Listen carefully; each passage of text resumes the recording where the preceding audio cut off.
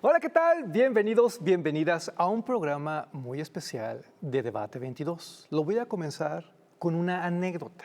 Usted no está para saberlo ni yo para contarlo, pero me gusta mucho leer.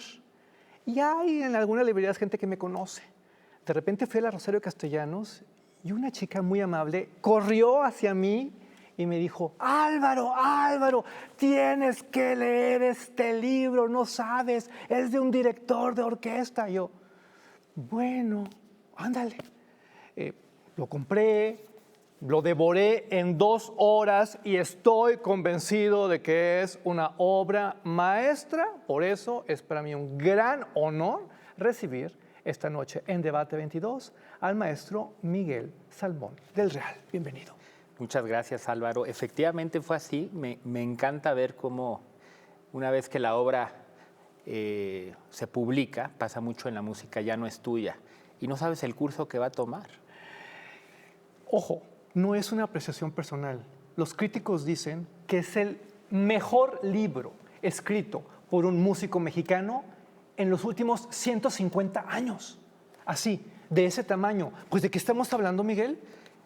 Bueno, yo estoy muy halagado por ese comentario que tú haces. Hay uno de ellos que opina que un texto en particular de los 21 que contiene el libro tiene ese tipo de atributos. El libro consta de 21 ensayos, de 21 artículos, y no tiene que ser leído, por tanto, de izquierda a derecha. Es decir, fueron previamente publicados como artículos periodísticos, pero fueron integrados en este libro ya como ensayos. Y elegí 21 por una razón muy particular, y los que son proclives a la numerología me entenderán que el 21 significa muchas cosas, pero ahorita te platico de eso. Y hay un ensayo de... El libro está además estructurado en 4 movimientos, como si tuviéramos una experiencia musical. La nota al autor, que normalmente abre un libro, pues no es la nota del autor, es la nota al programa. ¿Por qué? Porque en vez de índice después viene el programa. Nos sentamos a ver qué nos va a dar este concierto musical.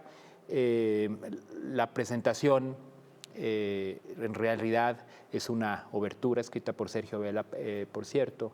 El prólogo en realidad es un preludio escrito por Ronaldo Valdés, y el epílogo es un postludio escrito por José Manuel Resillas, que de hecho es uno de los que opina que el texto Morir sin morir del todo, Virgilio, Horacio y Ovidio, que está en la segunda mitad del libro, es un texto que, bueno, a él le gusta mucho, ¿no? A él le gusta mucho, y bueno, hay mucho de qué hablar de esta historia. Solo esta historia es una de las 21 que el lector va a poder disfrutar. Si yo le dijera a alguien que va a una librería: mira, este libro trata ¿de qué trata? 21 maneras de tratar de contestar a la misma pregunta. ¿Qué hace eterno lo que es eterno? Y es una reflexión, digamos, perenne, sería aún una palabra más adecuada. Es una reflexión que nos toca a todos, los que buscamos un sentido en el quehacer de lo que sea que hagamos. ¿Qué hace eterno? Por ejemplo, ¿qué hace eterno? Yo parto desde la música porque es el campo del que provengo. ¿Qué hace eterno una sinfonía de Beethoven? Beethoven no está vivo. No tiene redes sociales. No tiene ni Twitter, ni Instagram, etcétera, etcétera, etcétera. No tiene manager. Es más, tocar sus partituras no genera una industria de lucro por derechos de autor. Entonces, ¿por qué seguimos tocando a Beethoven? Es la misma razón por la que seguimos admirando las grandes esculturas, pinturas o leyendo los grandes libros. ¿Qué hay en el ser humano que nos impele a no dejar lo que es eterno? Alguien me dirá, es que trasciende su tiempo y su espacio. Bueno, la pregunta es, ¿por qué trasciende su tiempo y su espacio? Entonces, mira, yo no creo haber podido contestar la pregunta, pero sí provoco al lector desde 21 ángulos para que me digan si desde la historia, desde la fábula, desde las artes plásticas, alguien me puede contestar y ayudar a comprender por qué es eterno y además por qué me dedico a eso. pudiéndome dedicar, digo, me gusta, Eres muy humilde, contestaste de más.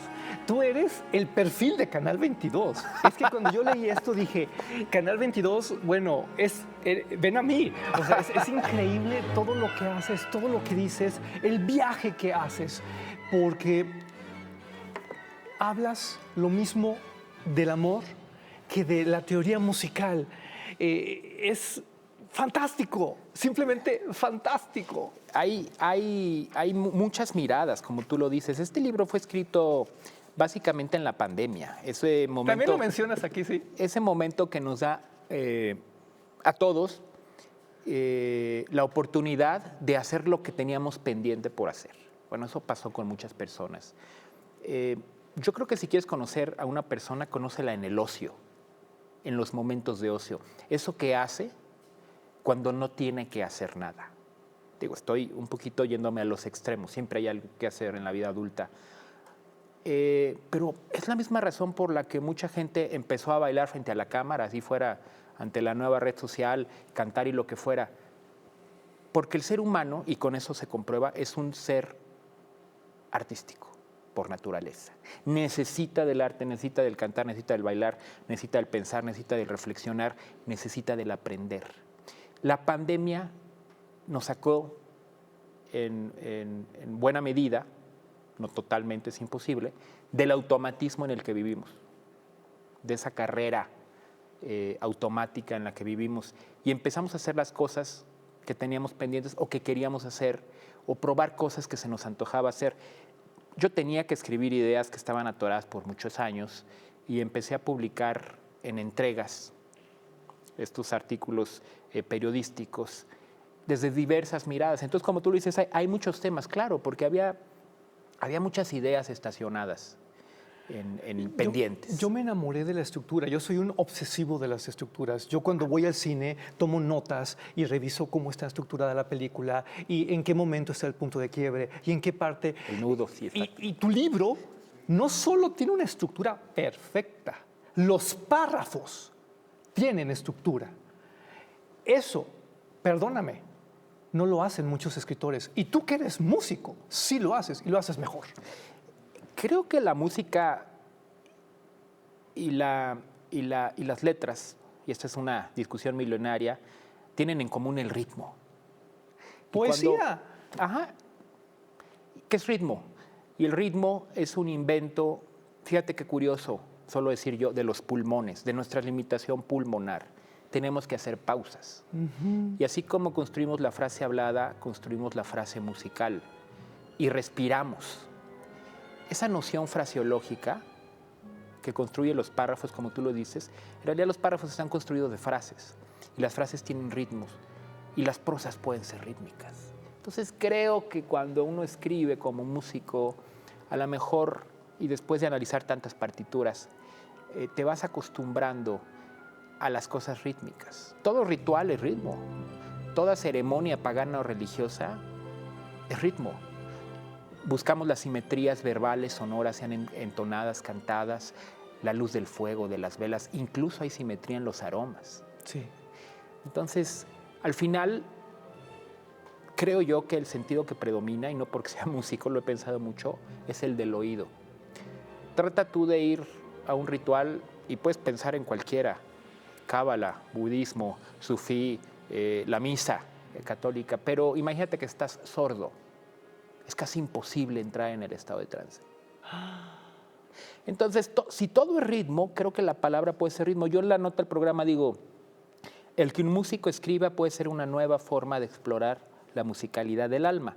Las palabras, como los símbolos musicales, aparecen en la hoja y avanzan igual en las dos artes, en movimientos paralelos, oblicuos y contrarios. Solo hay 3 tipos de movimiento en la música y también en las ideas.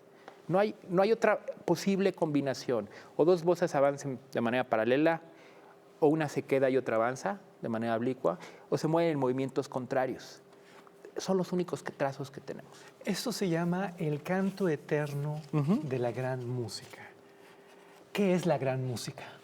Muy buena pregunta. A mí me decían, ponle el canto eterno de la música. Le dicen, no, Yo quiero referir especialmente a la gran música. La gran música es exactamente la que es eterna, la que trasciende. Comienzo desafiando en el libro muchos paradigmas e invitando y provocando a cierta polémica cuando, y aquí lo explico, lo leo porque lo explico, estimo que más personas recuerdan las primeras notas de la Quinta Sinfonía de Beethoven que casi cualquier melodía folclórica. Sí. Ese ta-ta-ta-ta habita por sí mismo en la memoria colectiva de cualquier época y nacionalidad de nuestros días. Habría que preguntarnos si lo mismo sucede con cualquier melodía folclórica, que me encanta, aclaro. Pero habría que ir a Hungría a ver si conocen a la bamba con todo y la película. O si nosotros conocemos todas las chardas en cualquier parte del mundo, en África. Lo que pasa con la música folclórica es que está sujeta a valores locales, culturales, y hay que conocerlos. Lo que pasa con la música que trasciende es que no necesita atenerse a ser alemán o a ser mexicano. En este caso, la Sinfonía 5 de Beethoven, o digamos la novena Sinfonía de Beethoven, deja de ser pensada como una sinfonía alemana o deja de ser pensada como una sinfonía del siglo XIX para simplemente ser una sinfonía. ¿Para quién es este libro? Porque en una primera lectura podrías decir, claro, es para la gente que sabe de música, que entiende, que es experta, pero no, yo creo que a muchas personas les mueve cosas como a mí.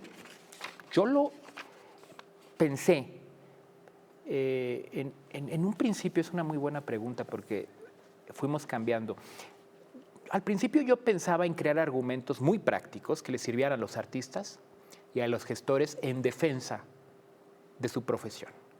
Porque, claro, estamos acostumbrados normalmente en las sociedades a que se valore el último, la labor del artista.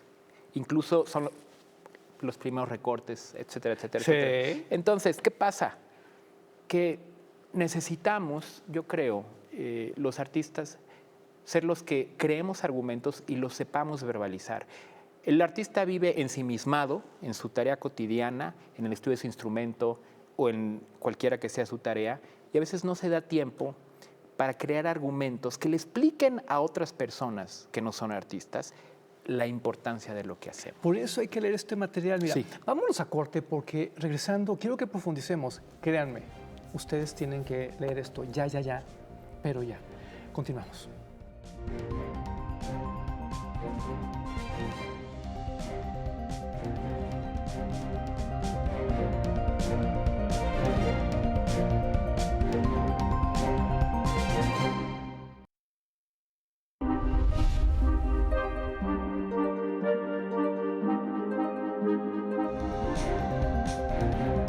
Frente a esas disyuntivas, no debemos olvidar que la verdadera libertad comienza con el respeto a quien piensa distinto a uno. Para conocer es necesario preguntar. Apoyar a las mujeres, apoyar a los grupos vulnerables a través del arte y la cultura es responsabilidad de todos. Cultura y activismo para eliminar la violencia de género. Bien preocupante socialmente, que es el tema del clasismo, del racismo, de la discriminación, y que la única vía es la educación. Debate 22. Temas como la gentrificación, expulsión, la discriminación cultural y los desalojos masivos, pues volvieron a la discusión pública. Aquí está como el reflejo de esta gran ciudad, de este gran pueblo. Son estas cosas las que nos llenan el alma. Son actos de justicia.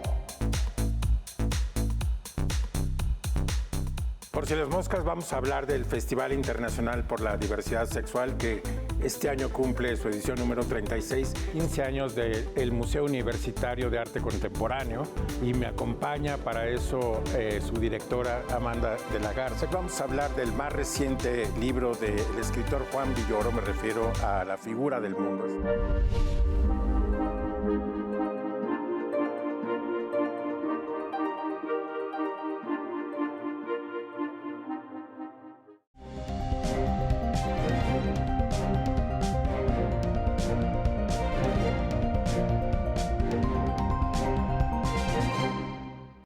Estamos de regreso en este programa con Miguel Salmón del Real, hablando de este libro prodigioso, El canto eterno de la gran música. Miguel, ¿por qué escribir cuando tú como músico podrías componer? Creo que vivimos tiempos en que el artista tiene que diversificarse y convertirse en gran medida en un divulgador. Y un divulgador es en parte eso, y es un educador, y es un explicador, por decirlo así. Y además, usando un mal español, es un reflexionador, ¿no? Pero lo digo así para que no se nos olvide, porque las primeras facetas son escasas, pero a veces se cubren. Pero faltan gente que reflexione más y que se detenga en esta gran vorágine en la que vivimos a toda velocidad y se ponga a pensar por qué hacemos lo que hacemos, para qué hacemos lo que hacemos. Artistas, ¿cuántos de ustedes pueden responder en una entrevista sorpresiva de banqueta? Vamos a poner el escenario. ¿Para qué artistas en la sociedad? ¿Para qué? ¿Para qué? No en tu lenguaje, en un lenguaje asequible a todos. ¿Para qué el arte sirve? ¿Es útil?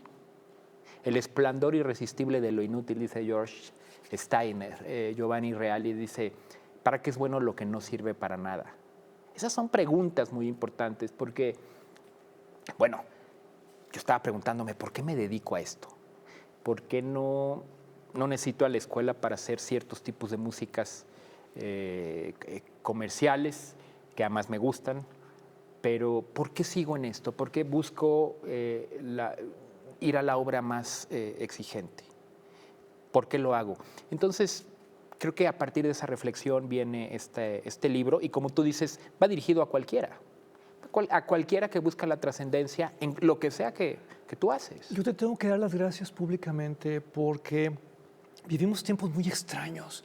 Hay mucha confusión y nadie habla de esto, que tendría que ser, bueno, el punto de partida. Me escandaliza de repente que estemos perdiendo el tiempo con cuestiones como tan efímeras, tan estúpidas, cuando realmente aquí está el germen, cuando aquí está el sentido de por qué estamos aquí. Y eso es bien importante decirlo en un mundo que vive en la inmediatez y que valora solo lo que es inmediato. La primera epígrafe del primer artículo, que por cierto le da nombre al libro, el primer artículo es El canto eterno de la gran música, el primero de los 21, y dice, clásica no es la obra que se escucha con mayor frecuencia, sino la que persiste por mayor tiempo en la memoria de generaciones. Más que de difusión, se trata de permanencia. Pero además tú eres muy divertido y bien mañoso, porque, ojo, está escribiendo de los grandes referentes de la cultura universal, pero de repente habla de redes sociales y de Internet. Entonces, esos juegos son, bueno, muy gratos para uno cuando está leyendo porque se involucra. Y eso no lo pagas con nada, Miguel.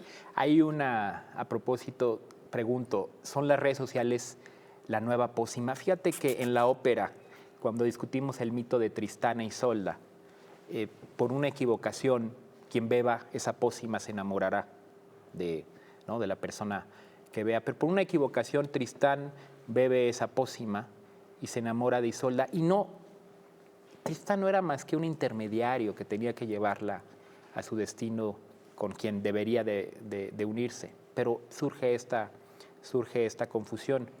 No nos suena similar, es el caso del elixir de amor. Y es y de todos los elixires y de Romeo y Julieta y antes Espíramo y Tisbe. Entonces, ¿no son las redes sociales de alguna manera esa pócima? Miguel, ese hechizo. ¿Qué te dijeron en la editorial cuando llegaste con esto? Porque, bueno, la vida me ha enseñado que las editoriales no necesariamente están muy abiertas a publicar esta clase de materiales. Había una relación que se fue dando progresivamente, porque los textos fueron publicados en diversos diarios y iban saliendo, y esto ocurrió a lo largo de casi 2 años. Entonces, fue una situación afortunada en la que la editora Maritza López de Andraval, por cierto, había leído estos textos y gracias también a una curiosidad del medio citadino, en este caso Heriberto Kuroda. Fue escrito en Culiacán, Sinaloa, durante mi gestión en esos días como director de la Sinfónica de Sinaloa. Y Heriberto dice, hay que hacer un libro acerca de estos artículos, me parece que hay que conservarlos.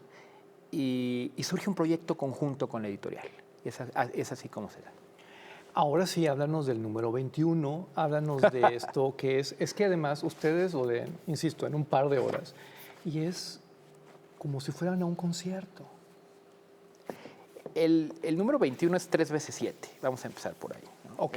Es el 3 y es el 7.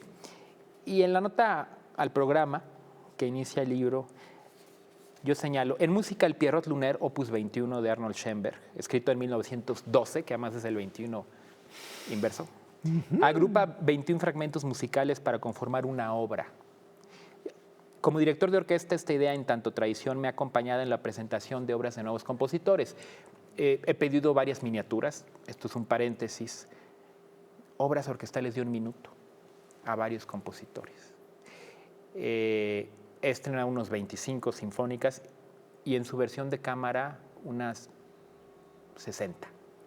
Entonces, pensé yo que podía contestar a Arnold Schoenberg con esta forma de miniaturas, pero miniaturas escritas por muchos compositores. Bueno, al hacer mi libro quise hacer lo mismo, 21 pequeños artículos que fueran agrupadas en una suite. Y bueno, de Arnold Schoenberg creo que tenemos cierta... la obra es el Pierrot Lunaire, son estos 21 fragmentos que son sobre poemas muy interesantes. Y bueno, este compositor murió, tanto le gustaba la numerología o padecía la numerología, que murió de miedo al número 13. Algo de trisca y decafobia, que es el término correcto, si yo recuerdo. Murió a los 67 años porque 6 y 7 sumen 13, en una fecha, 13 minutos antes de, etcétera, etcétera, en una fecha cuyos meses y años sumaban 13, y le dijo a su mujer, no me abandones en ese minuto. En ese minuto, la mujer fue al baño y regresó y él tenía efectivamente un paro cardíaco. Válgame Dios. Es el caso del buen Arnold Schoenberg, que en música dio muchísimo, ha dado muchísimo, entre ellos el sistema, el dodecafónico, en donde, no quiero ser muy críptico, pero los 12 sonidos de la escala cromática, todas las notas tienen la misma jerarquía, etcétera, etcétera. Entonces, él escribe esta obra en 1912 y quedó en mi mente ese molde. El 3 veces 7, él hace, ¿no? 3 veces 7, el 7 es el número sagrado, pero 3 también. Entonces, me ha gustado, tú dijiste, ¿te gustan las estructuras? Me encantan las estructuras a mí también. Parece que el libro fuera diseñado primero en su estructura y luego fuera acomodado. Tú hablas aquí de que la música afecta la conducta del ser humano, nos marca. ¿Tu libro, que tiene una estructura musical, también afecta nuestra conducta? Espero que sí, porque si no lo hace, sería muy penoso. Yo creo que en el artículo de la educación, hay un artículo sobre la educación, y dice de la educación en Aristóteles, pero realmente es solo un punto de partida. Terminamos hablando de neurociencia. Sí. Y me encanta porque es el lenguaje en el que parece que habría que hablar hoy por hoy al hombre positivista. Es decir, positum, lo que está posado ahí, lo que tiene enfrente. En buena medida seguimos siendo hombres que creemos solo en lo que tenemos enfrente. Y nos cuesta trabajo creer en lo que no vemos. Estoy hablando en términos, por supuesto, muy generales. Por lo mismo, ver la imagen de la actividad cerebral ejerce mucha credibilidad. Y me asombra cómo le creemos más a una fotografía del cerebro que a todo Aristóteles y Platón juntos. Eso no es poco como para reflexionar. Hay que ver, hay que ver. Entonces, lo que quise hacer yo es simplemente partir de este extremo e ir al siguiente y provocar para que los que sí saben, los pedagogos, los neurocientíficos y los filósofos, trabajen en conjunto y ayuden a unir los extremos, Aristóteles y las neurociencias. ¿Cómo las neurociencias pueden apoyar lo que los antiguos decían, que la música era esencial en la educación? Yo debo de ser un ridículo, pero cuando lo estaba leyendo me imaginaba en un palco en Bellas Artes disfrutando de un concierto. Wow. Te lo juro. Fue muy mágico. Gracias. Es fácil de conseguir. La distribución está en proceso, pero ahorita en las redes sociales de la editorial, simplemente al escribirles se puede conseguir. No falta mucho para que esté en Educal, en Gandhi, en Sanborns. Yo la encontré en el Fondo de Cultura Económica, en la librería Rosario Castellanos. En Gonville, digo, por la geografía de la editorial, empezó por las librerías Gonville. En la página de internet de la librería se puede ya ordenar, pero el proceso está en su curso. Durante esta semana debe estar todo listo. Y es carísimo. No, para nada. Es un libro accesible, creo que está entre 200 y 250 pesos. Perdón que lo pregunte, pero estas cosas sí son importantes para nosotras y para nosotros, porque de repente si hay una como brecha económica entre unos libros y otros. Es material para otro programa, porque Sí, claro. yo podría estar aquí haciendo 5 programas seguidos contigo. Estoy realmente enamorado del Muchas canto eterno de la gracias. gran música. Te felicito. Gracias por hacerlo. Le haces mucho bien al mundo. Pero ya ves los tiempos, tenemos que irnos. Claro que sí. Y yo quisiera pedirte que mirando a la cámara, en un minuto, le mandes un mensaje al público de Canal 22 en México, pero también en Estados Unidos, donde nos miran mucho. Pues yo quiero invitarlos a explorar. Hay que tener un espíritu explorador para conocer y disfrutar lo que no conocemos. Acercarse a una sala de conciertos, a un museo, a una exposición, parece ser una buena idea, ya que estas obras han probado pervivir por alguna razón. Nosotros morimos y una sinfonía de Beethoven no muere. ¿Por qué? Invitarlos a detenernos, a explorar y atrevernos a asistir a estos foros y a estos recintos sin saber. No hay que saber. La buena música, como la buena comida, no tiene que explicarse. Se prueba, se degusta y se descubre. Falta simplemente el atrevimiento y la búsqueda. Miguel, muchas gracias. Un placer, un honor. Gracias por escribir esto, pero además gracias por darle sentido a la vocación de Canal 22. Muchas gracias, Álvaro, por tu invitación y este excelente espacio que además ha sido muy, muy disfrutable. Un placer, un honor. Quédense con la programación de Canal 22. Hasta la próxima. Muchas gracias.